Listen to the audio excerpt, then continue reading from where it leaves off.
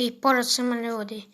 Nastavljam novi klip kako skinuti Minecraft, ali na bolji i novi način. Ja ću samo da nađem taj klip, ali vama ću staviti link u opisu. Znači, ja idem na ovaj video. I skidam. Pop, i vama ću samo skinuti. Gledaj.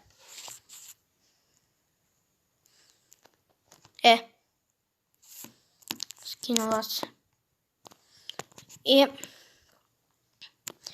onda moraš skinuti aplikaciju jednu. To je Adobe. Znači, sad ću ja da instaliram Adobe. Možete koristiti i drugi emulator. To mora da bude Adobe.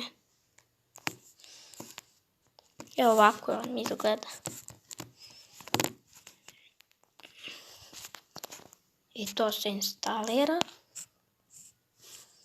Otvori.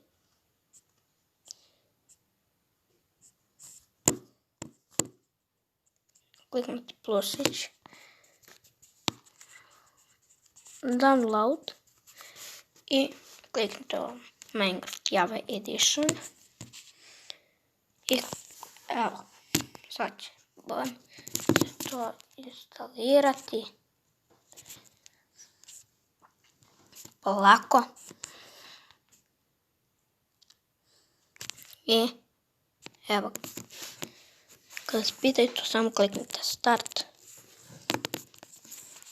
I sad tu je Minecraft.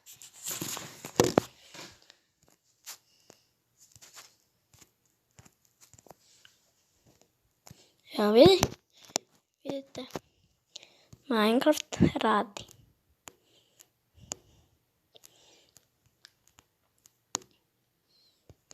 Znači, to je to od ovog klipa. Nadam se da ste uživali.